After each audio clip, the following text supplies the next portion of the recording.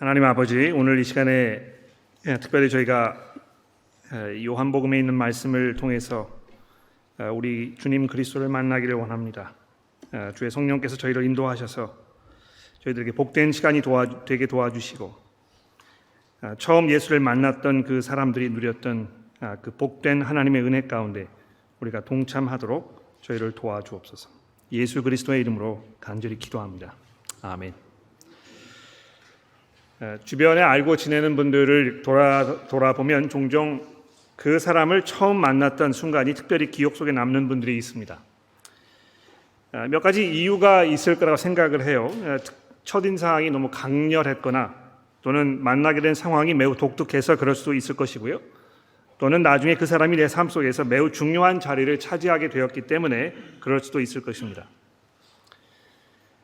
가령 예를 들어서 저희 교회 많은 분들 계시는데요. 제가 유독이 우리 이승혁 교우님 어디 계시죠? 네, 저기 앉아 계시는데요.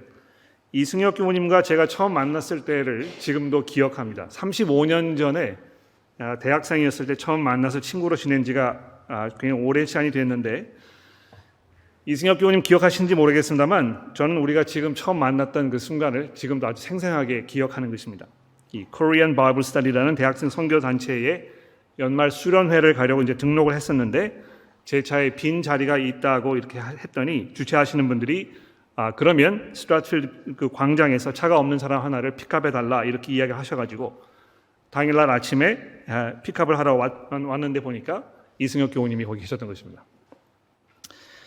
그때까지 제가 알고 지냈던 분들은 대부분 교포 이렇게 호주에 살고 있지만 굉장히 한국말도 능하고 문화적으로도 한국적으로 정서가 풍기는 그런 분들이었는데요. 이 겉모습과 달리 영어를 너무너무 잘하시고, 또 모든 면에서 도무지 한국 사람 같지 않은 그런 인상을 받았기 때문에 아마 제가 처음에 좀 충격을 받았던 모양이에요. 그래서 아마 지금도 그때 첫 만남을 제가 계속 기억하고 있는지 모릅니다. 물론 그 후에 우리가 굉장히 친한 친구가 돼서 저에게 이제 삶 속에 많은 그 은혜를 제가 누렸기 때문에 그런 일이 있겠습니다만, 첫인상이 이제 그만큼 중요한 것이죠.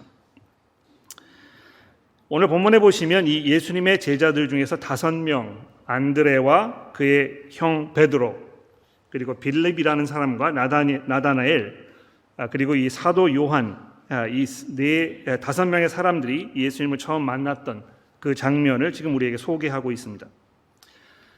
예수님의 또 다른 제자였던 그 마태도 역시 마태복음 9장 9절에 보시면 자신이 처음으로 예수님을 만났던 그 순간을 설명하고 있는데요.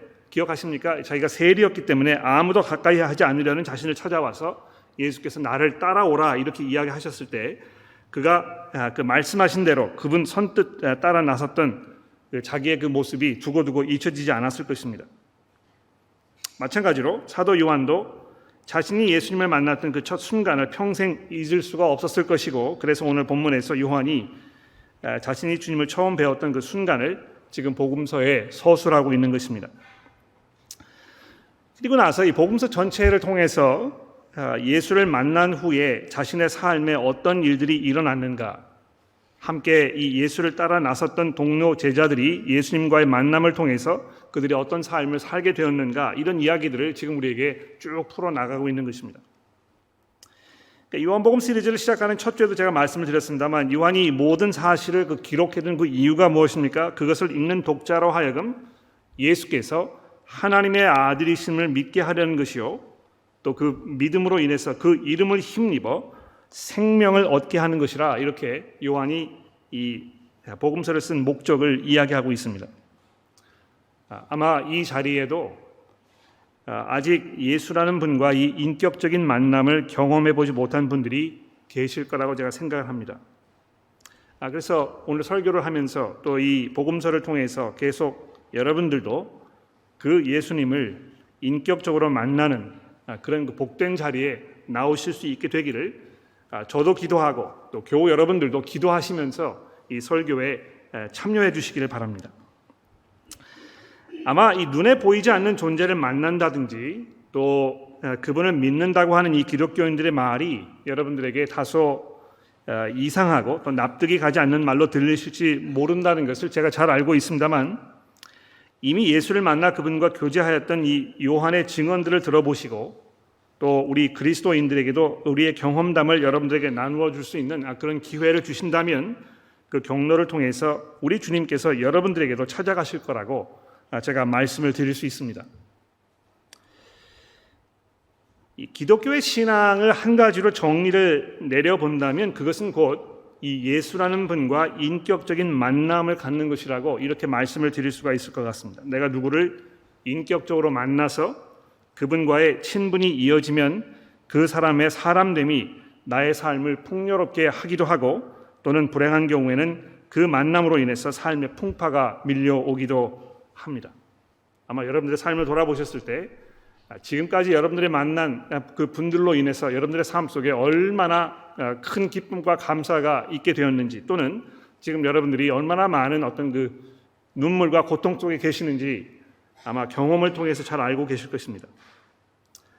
그런데 이 예수라는 분과의 만남은 우리 안에 믿음과 소망을 불러일으킵니다. 또 형제 자매들을 향한 사랑과 삶의 짐들을 감당할 수 있는 인내와 지혜를 우리에게 가져다 준다는 것입니다. 그래서 이 오늘 본문 말씀을 통해서 예수를 만난 그들에게 예수께서 무엇을 약속하셨는지 이런 것들을 좀 주목해 보았으면 좋겠습니다. 그것들이 얼마나 복되고 또 귀한 축복인지를 돌아보면서 그 자리에 우리 모두도 동참할 수 있게 되기를 정말 간절히 소망하면서 이제 우리 본문 말씀을 같이 한번 살펴보도록 그렇게 합시다. 예수님에게 이제 12명의 제자들이 있지 않았습니까? 근데 이 오늘 요한복음 1장 본문 말씀에 보면 그 중에 5명이 이제 등장을 하고 있습니다. 뭐 거의 동시대에 모두 함께 예수님을 처음 만났던 것이 이제 분명합니다. 이 35절 말씀에 보시면 이 세례 요한의 제자 2명이 있었다 이제 이렇게 이야기하면서 이 2명의 세례 요한의 제자들이 한 사람은 시몬 베드로의 형제 안드레라 이렇게 되어 있습니다. 그래서 이 안드레라는 이 제자가 예수님을 따르기 전에 세례 요한을 먼저 따랐던 것입니다. 그렇죠? 그 사람과 함께 이 같이 있었던 사람의 그 이름인지 여기 설명되고 있지 않은데 대부분의 뭐 성경 주석가들이 이 요한 사도 요한 그 사람을 말할 것이다 이렇게 대부분 짐작을 합니다. 또 여기 보시면 그 안드레와 베드로의 고향 이 벳세다라고 이제 되어 있는데요. 43절에 보시면 그 고향에서 안드레와 베드로가 아주 가깝게 지내고 있던 이 빌립이라는 이 사람이 또 소개를 받아가지고 예수를 만나는 장면이 또 설명이 되고 있습니다. 뭐 그 주중에 이제 그 공부를 하시면서 혹시 이 부분을 살펴보셨는지 모르겠습니다만 그 43절에 이렇게 보시면 이제 개역 개정 성경이라든지 또 영어 일반 성경에 이제 이튿날 예수께서 갈릴리로 가시려고 하시다가 빌립을 만났다 이제 이렇게 일반적으로 번역이 되어 있습니다. 근데 그 이렇게 헬라어 성경 자세히 이렇게 들여다보면 지금 누가 갈릴리로 가려다가 했는지 이게 이제 아주 분명하게 명시가 되어 있지 않아요. 그 예수께서 빌립을 만났다 하는 그 부분은 이제 분명히 등장이 되어 있는데 누가 지금 갈릴리로 가려고 했는 것인지 잘 명시가 되어 있지 않아서 아마 제 짐작에는 안드레가 혹은 베드로가 예수님과 함께 지금 있던 그 자리에서 갈릴리로 가려는 그 참에 아마 빌립을 만난 것이 아닌가 이제 이렇게 생각이 되는 것입니다. 그러니까 왜 제가 이 말씀 드리냐면 계속 연결이 되고 있잖아요, 그렇죠? 안드레와 요한이 자기 그 친형, 안드레의 친형 베드로를 데리고 왔고 또 제가 지금 말씀드리는 게 맞는다면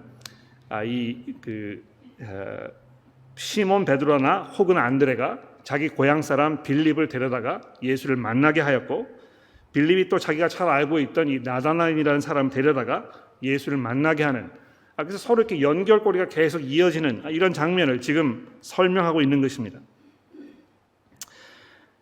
아마 이 나다나엘이라는 사람이 이제 우리에게 별로 이렇게 익숙하지 않은 사람처럼 다가올 수 있는데요. 이 사람이 이제 20장으로 넘어가서 보시면 예수께서 부활하신 후에 제자들이 갈릴리로 돌아가서 다시 어부의 일을 하고 있을 때 찾아가셔가지고 그들과 함께 이제 아침 식사를 하시는 장면이 등장을 하는데 거기에 이제 나다나엘이 등장하는 것입니다. 아마 그걸 살펴보게 되면 나다나엘이 역시 12명의 제자 중에 한 사람이었을 것이라고 우리가 짐작을 충분히 할 수 있을 것 같아요. 근데 예수님의 12제자 이름이 쭉 나오는 걸 보면 나다나엘이라는 사람 등장하지 않거든요. 그렇죠? 근데 재미있는 거는 성경학자들 쭉 얘기하기를 바돌로메라는 사람이 있었는데 아마 그 바돌로메오가 이 나다나엘이 아닌가 이렇게 짐작을 많이 합니다. 그러니까 이 빌립이라는 사람의 이름이 이제 계속 등장할 때마다 바돌로메라는 사람이 계속 이름이 열거되고 있는데 아마 그 이유는 이 바돌로메 즉 나다나엘이라는 이 사람이 빌립을 통해서 예수를 만났기 때문에 그 사람의 이름이 언급될 때마다 항상 같이 등장하는 것으로 대부분 이렇게 생각을 하는 것입니다. 그러니까 굉장히 재밌죠, 그렇죠? 예수를 계속 만났던 이 첫 5명의 사람들 이렇게 관계를 생각해 보면 자기가 예수를 만나고 나서 이분과 그 만남이 얼마나 충격적이었는지, 얼마나 이것이 그 파괴력이 있는 만남이었는지 다른 사람을 데려다가 그 사람을 꼭 만나게 하고 설명하게 하고 그래서 직접 예수와 인격적인 관계가 이루어질 수 있는 그런 자리에 가도록 계속 초대했다는 것을 우리가 보게 되는 것입니다. 아마 여러분들도 그러셨을 것 같아요. 그렇죠? 어떻게 여러분들께서 예수를 만나게 되셨습니까? 대부분의 경우에 기독교 가정에서 자라나셨으면 부모님들의 손에 이끌려서 예수를 만났을 것입니다. 또는 여러분 주변에 있는 이 지인들 중에 그리스도인들이 있었는데 그 그리스도인들이 여러분을 만나가지고 예수를 한번 만나보지 않겠냐고 이렇게 소개해서 만나게 되고 대부분의 경우가 그런 것입니다. 그렇지 않습니까? 물론 그 책이라든지 또는 어떤 대형 집회라든지 이런데 내가 제 발로 찾아가가지고 예수를 만나게 되신 이런 분들도 종종 있습니다만 전체적인 비율을 따져봤을 때 대부분의 그리스도인들이 내가 아는 사람의 초대로 인해서 예수를 만나게 되고 성경을 읽어보게 되고 또 설득이 되게 되고 그래서 믿음을 갖게 되는 이런 경우가 상당히 많다는 것입니다. 여러분들이 가족 식구분들 중에 친지분들 중에 주변의 지인분들 중에 정말 사랑하는 그런 분들 계시는데 이분들이 믿음이 없는 상황에서 계속 하나님의 심판을 향한 길로 가고 있는 그 안타까운 모습을 보면서 예수를 소개해 드리려고 설명하고 기도하고 질문하고 이렇게 했지만 아무런 진전이 없다. 또 그 가운데에서 많은 실망이 생기시고 또 마음속에 큰 그 슬픔이 있다고 생각되십니까? 물론 지금 그런 그 안타까운 상황 속에 계시는지 모르겠습니다만 우리가 한 가지 분명하게 알게 되는 것은 성경을 통해서 만나는 모든 사람들이 대부분의 경우가 또 우리 주변에 알고 있는 대부분의 그리스도인들의 경우가 항상 누구의 소개를 통해서 예수를 만나게 된다는 것입니다. 여러분 그래서 제가 여러분들에게 드리고 싶은 말씀은 지금 당장 그 효과가 없다고 생각이 돼도 아무리 노력해도 결과가 보이지 않는다는 그런 실망감으로 여러분이 좌절하고 계신다고 해도 그 용기를 잃지 마시고 계속해서 예수를 만날 수 있는 그 자리와 환경과 상황을 마련해 주라는 것입니다. 자, 근데 이 누구의 소개를 통해서 이제 예수를 만나게 된 이 사람들이 예수님과 어떤 그 인터랙션, 인간 관계를 지금 맺는 그런 모습을 우리가 보게 됩니다. 이 처음에 등장하는 두 제자가 예수님과 나누었던 그 대화를 요한이 이제 꽤 자세하게 우리에게 설명해 주고 있지 않습니까? 36절에 보시면 예수께서 거니심을 이렇게 바라보던 세례 요한이 주변에 있는 사람들에게 특히 이 두 제자에게 보라 하나님의 어린 양이로다 이렇게 하니까 두 제자가 그 말을 듣고 예수를 따랐다는 것입니다. 근데 어떻게 됐습니까? 38절에 보시면 예수께서 돌이켜서 그 따르는 것을 보고 물어 이르시되 무엇을 구하느냐? 이르되 랍비여 어디 계시오니까? 예수께서 이르시되 와서 보라. 그러므로 그들이 가서 계신 데를 보고 그날 함께 거하니 때가 10시쯤 되었더라 이렇게 되어 있습니다. 때 10시라는 건 이제 그 오후 4시경을 말하는 것인데 아마 이 두 제자가 오후 4시경부터 해가지고 밤새 예수님과 특별한 어떤 그 만남 이런 그 시간을 가졌던 것이 분명합니다. 그 사이에서 얼마나 그 놀라운 대화들이 오고 갔을까요? 우리의 선생인 이 세례 요한이 선생님을 향해서 세상 죄를 지고 가는 하나님의 어린 양이라 이렇게 이야기하셨는데 그 무슨 뜻으로 얘기한 것입니까? 도대체 당신이 누구십니까? 당신께서 정말 우리가 원하는 이것을 채워줄 수 있는 우리의 갈급함과 우리의 이 나약함과 연약함과 우리의 부족한 모든 것들을 당신께서 채워줄 수 있는 그런 분이시라는 그 확신을 좀 우리에게 주시면 어떻겠습니까? 뭐 이런 대화가 오고 가지 않았겠습니까? 근데 그 대화가 일어난 후에 40절에 보십시오. 요한의 말을 듣고 예수를 따르는 두 사람 중에 하나는 시몬 베드로의 형제 안드레였는데 그 안드레가 먼저 자기 형 시몬을 찾아 말하되, 여기 이제 먼저 이렇게 찾았다 하는 이야기는 그 사람이 알고 있는 사람이 얼마나 많았겠어요. 그렇죠? 근데 다른 사람 다 제쳐두고 자기의 친형인 베드로에게 가장 먼저 갔다는 것입니다. 먼저 거기에 가가지고 그 형에게 말하되 뭐라고 얘기했겠습니까? 우리가 메시아를 만났다. 이게 얼마나 그 놀라운 선언입니까? 예? 메시아라고 하면 이 유대인들이 그 오랜 동안 정말 목마르게 기다리던, 하나님께서 이 세상을 변화시키시겠다고 약속하셨는데 그 변화를 이 세상에 가져다 줄 그 능력의 그 사람, 이 온 세상을 다스리고 통치하면서 하나님의 은혜와 하나님의 사랑을 이 온 세상에 실현시키실 바로 그분을 우리가 만났다. 여러분 이런 이야기를 들으시면 여러분 어떻게 하시겠어요? 예? 모르겠습니다. 이 시몬 베드로가 어떤 사람이었는지 모릅니다만 쓸데없는 소리 하지 말아라. 또 그거 어떻게 네가 알겠느냐? 이 여러 가지 반응이 있을 수 있겠죠, 그렇죠? 근데 그런 여러 가지 반응을 다 요한이 이렇게 접어두고 42절에 보면 곧바로 그 안드레가 자기 형을 예수께 데리고 왔는데 아마 그 보면 베드로가 그래?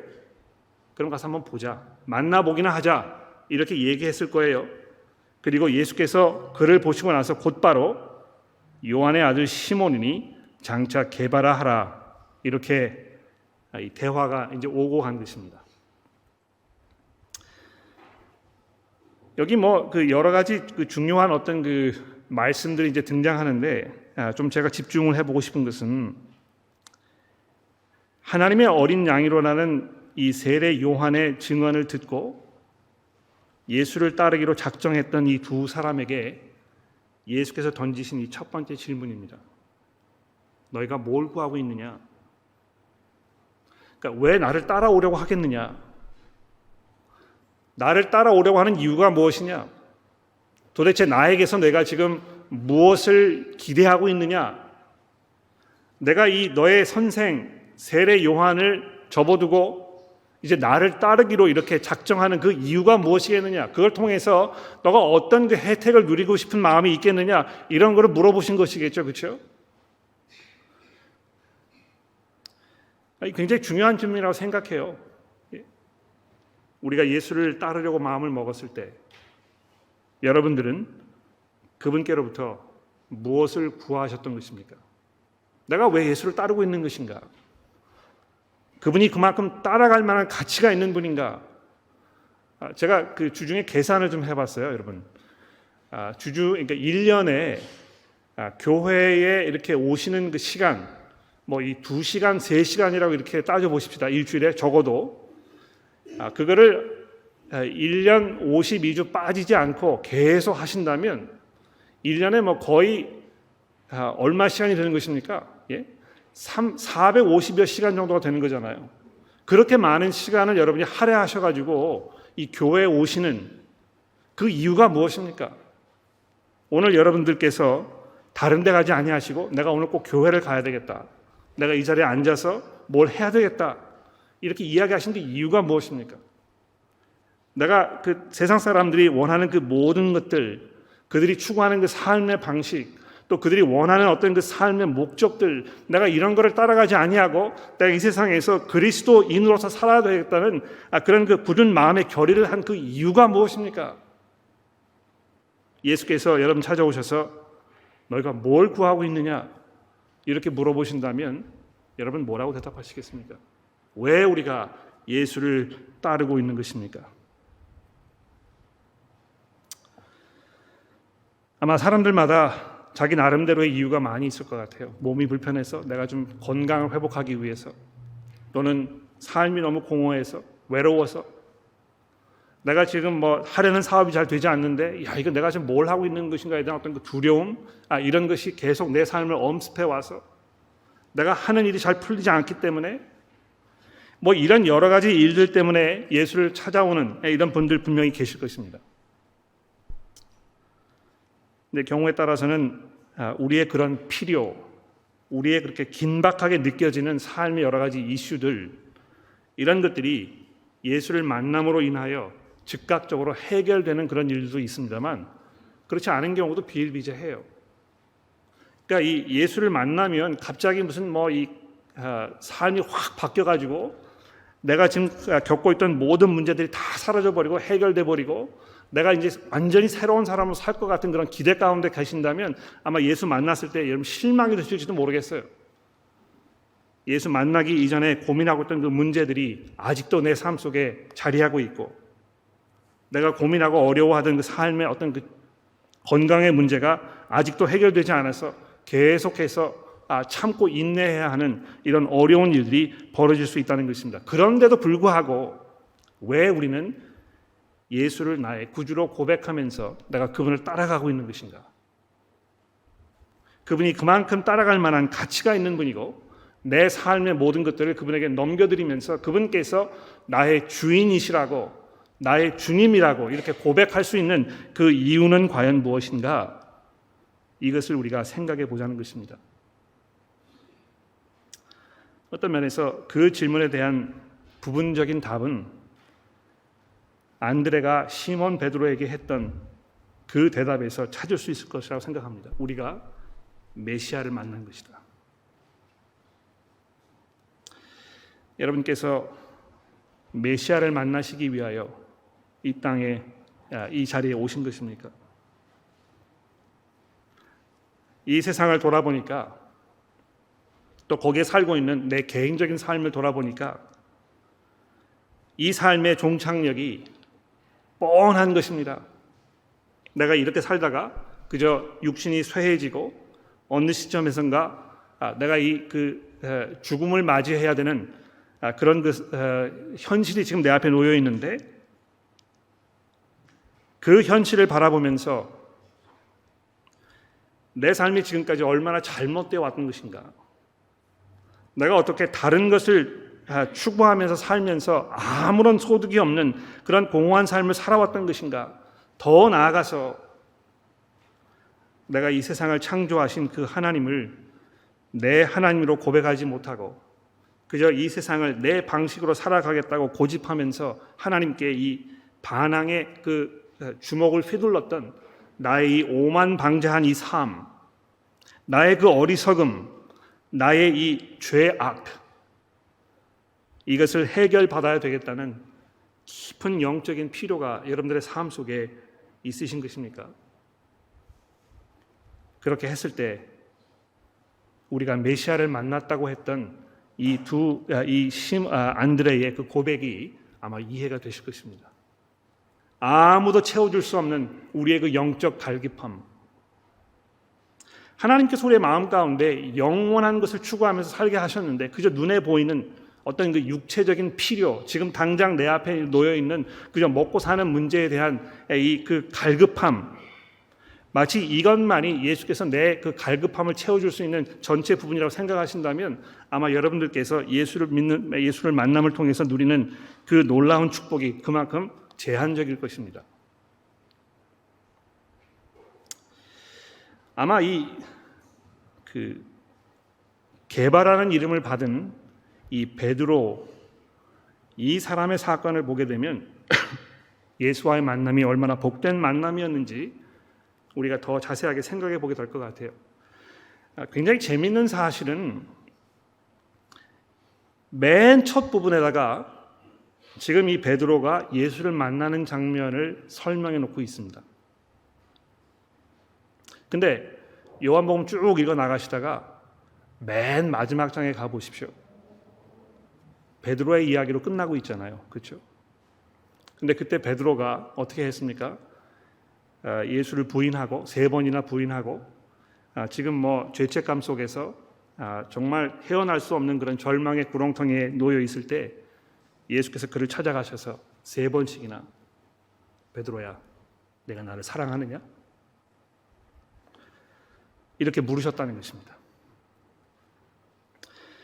근데 그 중간에 벌어진 모든 일들 이렇게 쭉 읽어보시게 되면 이 시몬 베드로가 처음 예수를 만난 순간부터 이 마지막 장에서 내 양을 먹이라는 이 우리 주님의 그 권면의 말씀을 듣는 그 모든 과정 속에서 일어났던 그 놀라운 삶의 변화들, 또 앞으로 그 후에 그가 걸어가야 했던 그 길, 사도로서 살아야 했던 그 삶, 그리고 하나님께서 그 사람을 통하여 초대교회에 이루어 놓으셨던 이 엄청난 은혜들, 이런 걸 생각해 보면 예수를 만났던 그 순간에 일어난 그 엄청난 이 효과가 얼마나 대단했던 것인가, 이런 것을 느껴보게 되는 것입니다.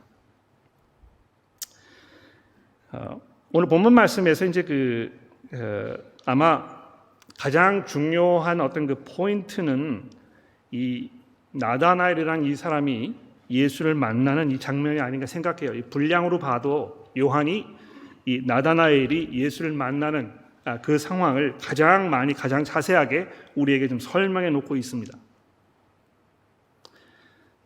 빌립이 나다나엘을 찾아가지고, 그러니까 뭐 어떻게 나다나엘을 알고 있었는지 설명되어 있지 않습니다만 다 같은 그 갈릴리 사람이었고, 물론 뭐 다른 고을에 서로 살고 있었기 때문에 자세히 알지는 못하지만 같은 그 어부 직업에 종사하고 있었기 때문에 뭐 그렇게 해서 안면이 서로 있었을 것 같아요.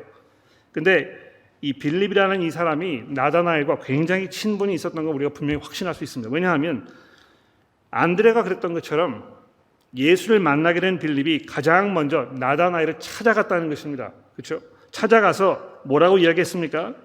모세가 율법에 기록하였고 여러 선지자가 기록한 그 일을 우리가 만났다고 이렇게 증언한 것입니다. 여기 그 요한복음 1장에 보시게 되면 예수님에 대해서 설명하는 여러 가지 그 타이틀들이 있지 않습니까?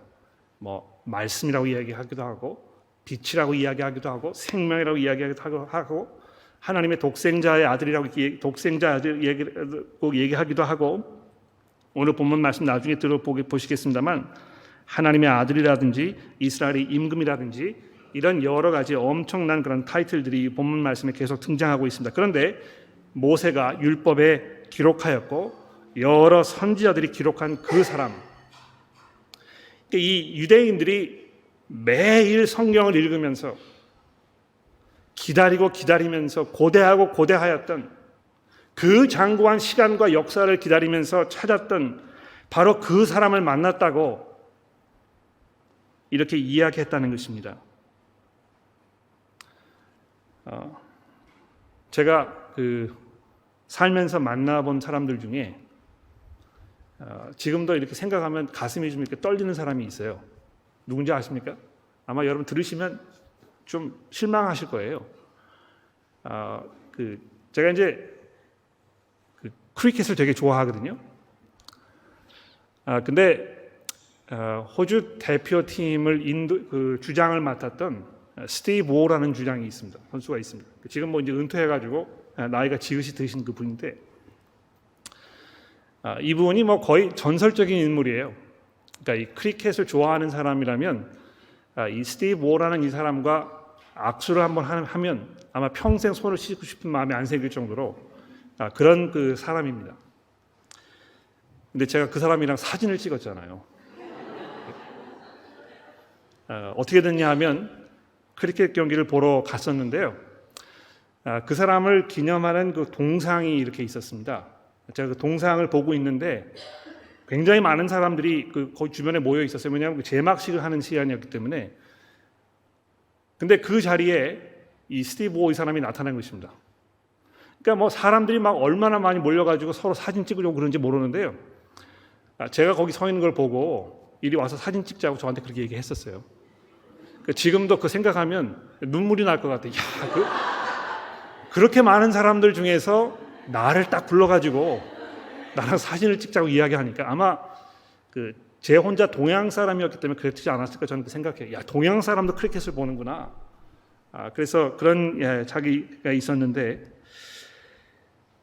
아마 예수를 만났을 때 이 율법에 기록하였고 여러 산지를 기록한 그 일을 우리가 만났다 이렇게 이야기를 해가지고 나다나엘이 그거를 듣고 예수를 만난 다음에 야 이게 정말 대단한 일이구나 이렇게 이야기를 했었을지 모르겠습니다만 실망스럽게도 그렇게 이야기하지 아니하고 나다나엘이 뭐라고 했습니까? 나사렛에서 무슨 선한 것이 나겠느냐. 굉장히 좀 뭐라 그럴까요? 냉소적이죠, 그렇죠? 근데 재밌는 것은요.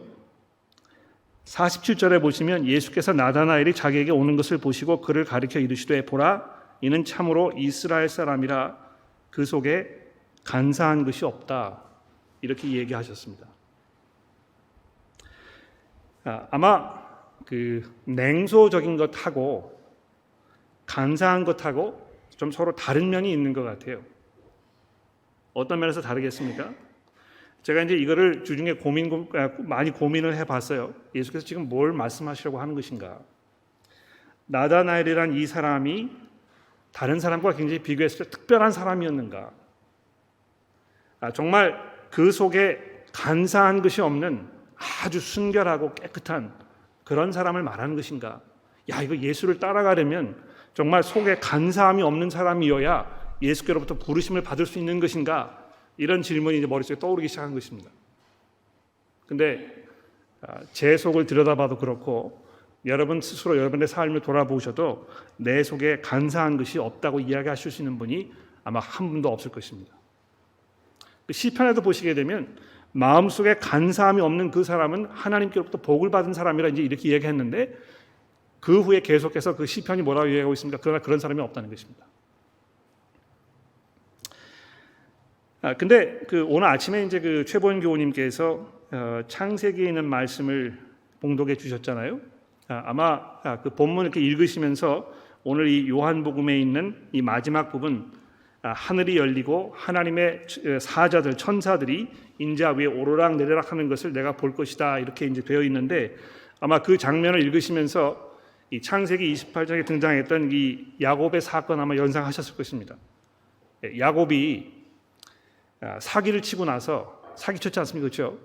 자기 형의 장자 그 권리를 사기쳐가지고 빼앗아가지고 그 모든 걸 다 독점한 후에 이 형의 어떤 그 살기 등등한 이런 위협을 피해서 이제 도망가는 그런 상황이 있었던 것입니다.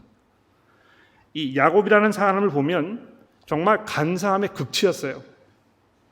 그러니까 이 외삼촌에게도 가가지고 계속해서 그 사기를 치지 않습니까? 이 삼촌의 재산을 다 그냥 자기가 빼앗아 가지고 이렇게 했는데 결국은 뭐 자기도 삼촌에게 사기를 당해가지고 이 야곱이라는 사람의 삶은 사기로 가득 차 있었던 것입니다. 다른 사람 사기 치고 사기 당하고 뭐 만신창이가 된 상태로 이렇게 살았던 사람인데요. 그 사람이 도망가는 그 자리에서 하나님께서 이 사람을 불러다가 그에게 환상을 보여주지 않습니까? 왜 이 사람에게 그렇게 하셨을까? 이 형편없는 이 사람에게 왜 하나님께서 특별하게 이렇게 부르심을 주셔가지고 하나님의 그 천사들이 이렇게 왕래하는 그 모습을 보게 하셨을까? 그러니까 아무런 자격이 없는데도 하나님께서 그런 사람을 부르셔다가 어떤 하나님의 특별한 은혜를 베푸시는 거 우리가 볼 수 있게 되는 것입니다. 근데 중요한 포인트는 바로 이것입니다. 그 놀라운 환상을 보고 나서 얼마 있다가 뭐 한 14, 15년 정도의 시간이 흘렀죠. 이 야곱이라는 사람이 다시 이 이스라엘로 돌아올 때 어떤 일이 벌어졌습니까? 이 야복강에서 천사를 만나가지고 천사와 씨름하다가 하나님께 그 복을 달라고 간구하면서 이 정강이 뼈를 부러뜨림을 당하고 그리고 나서 그에게 이스라엘이라는 이름이 주어진 것입니다. 아마 예수께서 여기 그 속에 간사한 것이 없도다. 이 사람이 참으로 이스라엘 사람이라 이렇게 이야기하셨을 때 아마 이 야곱의 사건을 기억하신 것이 아닌가 이렇게 생각이 돼요. 야곱이 그 베델이라는 곳에서 하나님을 만난 후에 그의 삶에 벌어졌던 그 놀라운 변화들, 물론 뭐 그 사람의 인성이 하루아침에 바뀌지 않았습니다만 하나님을 만나기 전과 그 이후에 그 사람의 삶에 얼마나 드라마틱한 그런 변화가 일어났습니까? 사기꾼으로 살던 그 사람이 야곱의 하나님이라는 그 명칭을 따는 그런 놀라운 자리에까지 나가게 되었다는 것입니다. 하나님께서 그 사람을 들어 사용하셔가지고 이스라엘이라는 이 나라를 만들어 놓으시는, 그래서 하나님의 그 장대한 인류 구원의 역사를 펼쳐 나가시는 그 중요한 연결고리를 하는 그 자리로 하나님께서 이 사람을 부르셨다는 것입니다. 아마 예수께서 나다나엘에게 이보다 더 큰 일을 보겠다 이렇게 이야기하셨을 때 앞으로 이 나다나엘이라는 이 사람이 예수를 만나고 나서 그 만남으로 인하여 그 사람의 삶 속에 일어날 이 놀라운 변화들, 즉 예수께서 하늘과 이 지상을 연결하는 그 연결고리이시며 바로 그분 위에 하나님의 그 모든 권세와 능력이 임하고 계신다는 사실을 깨닫게 됨으로 인하여 그의 삶에 일어나게 될 이 놀라운 변화들을 예수께서 말씀하고 계시는 게 분명한 것입니다. 내가 너를 무화과 나무에서 보았다고 이렇게 해서 이게 대단하게 여기는 것이냐? 그러니까 아마 예수께서 이제 그 초능력을 발휘하셨던 것 같아요. 나다나엘이라는 사람이 뭐 어디 앉아가지고 무화과 나무 아래 있었는데 아무도 그거를 모르는 그런 뭐 외딴 곳에 아마 그렇게 했는지 모르겠어요. 그런데 예수께서 이제 그거를 언급하시니까 이 나다나엘이라는 이 사람이 비로소 이게 좀 보통 사람이 아니구나. 아마 그런 그 두려움을 느꼈던 것 같아요. 근데 여러분 나중에 보시면 이제 4장에 가시면 사마리아 여인도 그랬잖아요. 사마리아 여인이 예수를 만나가지고 예수께서 다른 사람은 다 모르는 그 여인의 어떤 그 중요한 개인적 비밀 이거를 언급하시니까 그제서야 그 여자가 예수께 무릎을 꿇는 그 장면을 우리가 보게 되는데 아마 그런 비슷한 게 아닌가 생각해요. 그러니까 예수께서 가지고 계시는 그 능력이 보통 사람이 아니라는 것을 깨닫고 나서 당신이 하나님의 아들이시오 이스라엘의 임금이라고 고백을 했을 때에 예수께서 말씀하시기를 너가 그것보다 더 큰 일을 볼 것이다. 내가 나를 하나님의 아들이요 이스라엘의 임금이라고 고백한 것이 참 놀라운 그런 고백이고 이것이 믿음의 시발점이 되는 것이지만 그것보다 더 큰 것을 볼 것이다. 예수께서 누구이신지, 하나님께서 그를 통해서 무슨 일을 이 땅에 하시려고 하는 것인지, 예수를 통하여 이 세상에 얼마나 놀라운 일들이 벌어날 것인지에 대해서 내가 내 눈으로 직접 보게 될 것이라고 이렇게 선언했다는 것입니다. 여러분, 예수를 만나시고 나서 하나님께서 예수를 통하여 이 세상에 벌이시는 그 놀라운 삶의 변화들, 그 거대한 변혁의 물결들, 새 하늘과 새 땅을 이 땅에 가지고 오시는 하나님의 그 원대하고 놀라운 그 포괄적인 그 계획을 여러분 보시게 되는 것입니까? 내가 이분을 따라가지 아니하면, 내가 이분에게 내 삶을 넘겨드리지 아니하면, 그래서 내가 그분 편에 서지 아니하면 장차 하나님께서 이 세상에 만드실 그 하나님의 나라에 내가 설 자리가 없다는 것을 정말 간절하게 느끼면서 내가 이제 이분 앞에 항복해야 되겠다. 내가 이분이 아니면 도무지 이 세상에서 살 만한 아무런 근거와 이유가 없으며 장차 다가올 하나님의 그 나라에 내가 들어갈 수 없다는 것을 깨닫게 되었을 때 비로소 우리는 예수와의 복된 만남의 그 궁극적인 목적을 발견하게 되는 것입니다. 여러분, 무엇을 구하시고 계십니까? 예수를 만남으로 인하여 이 복된 그 은혜 가운데 여러분 들어가시고 그리스도께서 이 땅에 이루시는 그 하나님의 나라를 소망하는 가운데 여러분이 소망과 인내와 믿음으로 사랑으로 삶을 살아가시게 되기를 간절히 기도합니다. 기도하겠습니다.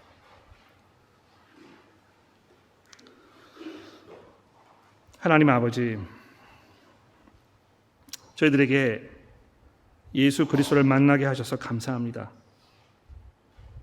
또 그 일이 일어나게 하기 위해서 하나님께서 과거에 얼마나 많은 사람들을 들어 사용하셨는지 기억해 봅니다.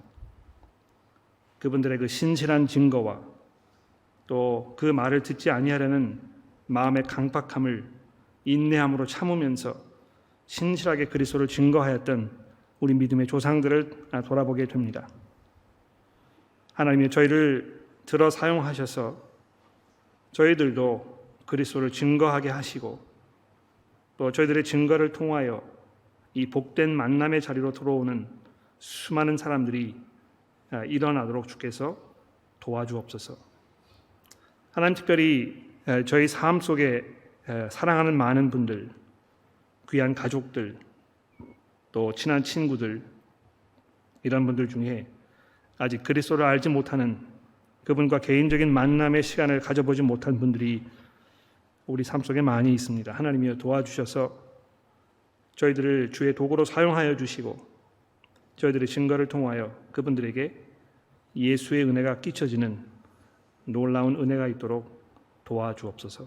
예수 그리스도의 이름으로 간절히 기도합니다.